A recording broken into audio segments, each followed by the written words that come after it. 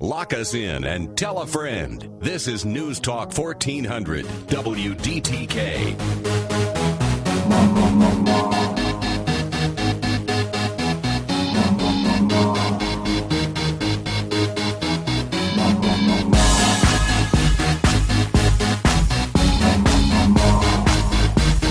All right, way to pump us up on a Saturday morning.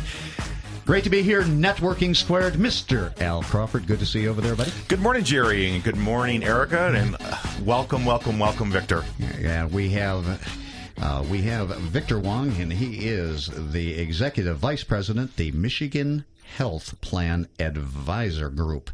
And we need to talk about health plans. We need to talk about all of this stuff because the changes that are going on right now in the healthcare industry are absolutely staggering. The amount of people that are getting put into these plans, or the amount of people that are turning of age for all of the 65 people, the baby boomers, it's kind of staggering. Victor, welcome.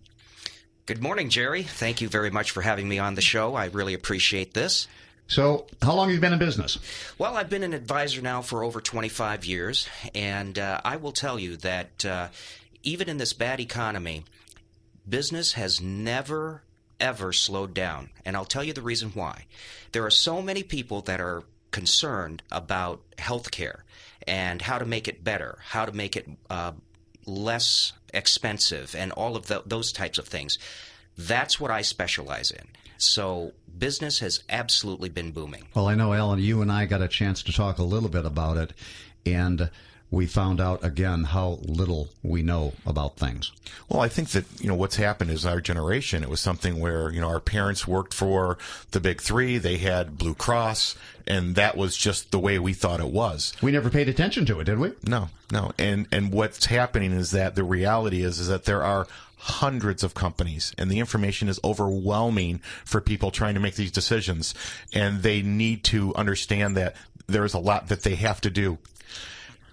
So, what is it that we need to ask Victor, then, to help us muddle our way through this? Well, I think one of the things that I want to start out with, Victor, is that I'm a statistic freak, and I know that you have some pretty stunning statistics to share with us. So I wanted to start with some of the statistics that you shared with us from that flyer that you shared with me.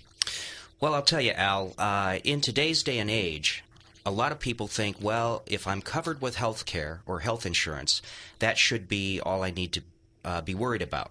But in reality, you've heard of a lot of the foreclosures happening around the state, around the country, etc. Yep. Well, many of those foreclosures are not because you have lost a job or anything to that effect. A lot of them have come from owning health insurance or the wrong type of health insurance or being covered inadequately. In fact, according to HUD, of all mortgage foreclosures out there, 48% of them were due to a serious illness, and only 3% was because the person that owned the house passed away.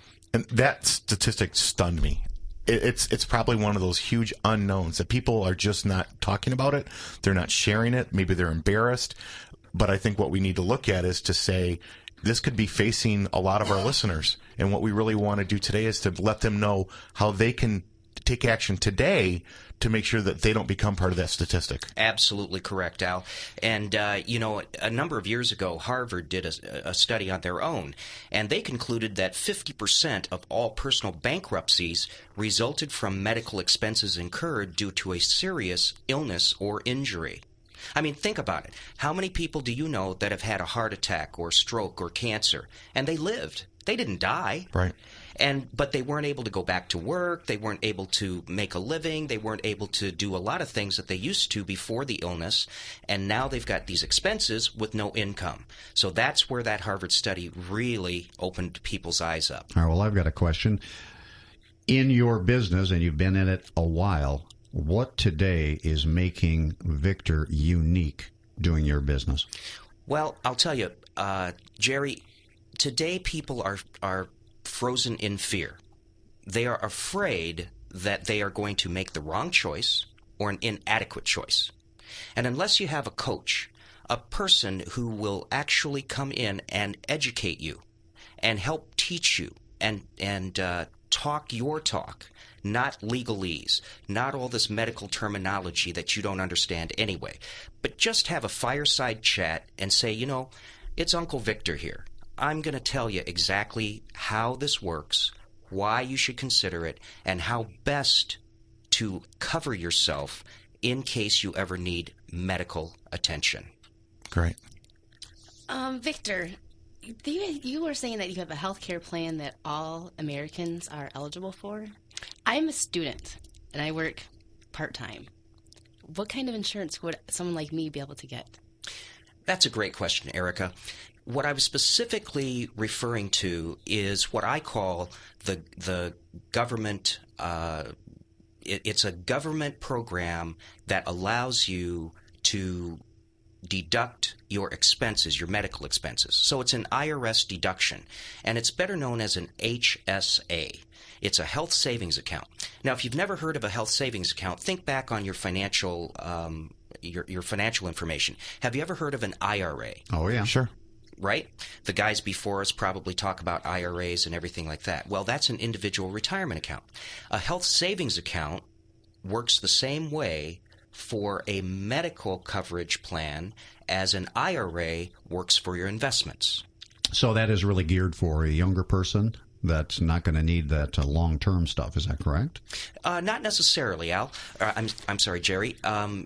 What an HSA is designed to do is to allow a person to deduct medical expenses that they would have to pay for normally out of their pocket by taking money out of a savings account that they have started called an HSA, a health savings account. And anything that you might have to pay for, doctor visits, deductibles, co-insurance, co-pays, those would be deductible off of your federal taxes because you're depositing the money in this little HSA account. Gotcha. The one thing that I can share with our listeners, I've known you for a couple of years now, and I guess what I can say is that you are an expert in what you do. We consider ourselves expert in networking. You eat, drink, and sleep this stuff. And I think that what our listeners need to understand very importantly is that you don't just represent a company, that you are really an educator for a lot of different things that are available out there.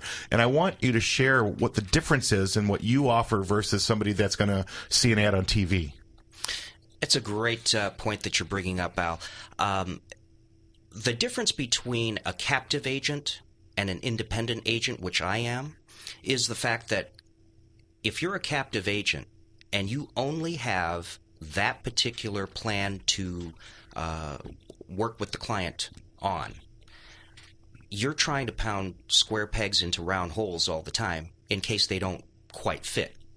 With me, I can custom design the plan exactly based upon what you need so that everything is all about you, and now you're wrapped in a blanket of coverage that you will become so comfortable and happy with. So you're going to take that person's information, and instead of them shopping around from multiple different companies, you're actually taking care of that for them. You're taking their information, and you're looking for the best plan that's going to fit them personally.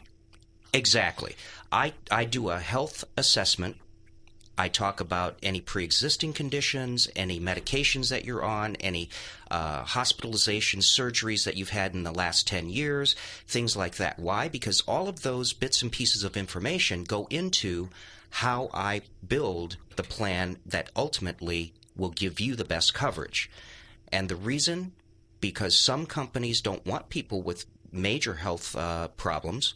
They want people that are more healthy. Other companies don't mind at all. So depending on what you are, what category you fall into, will determine which plan I can start looking at. All right. So when you're looking at these plans and you're working with people, especially maybe somebody that is new, where does this happen? Do they come to your office?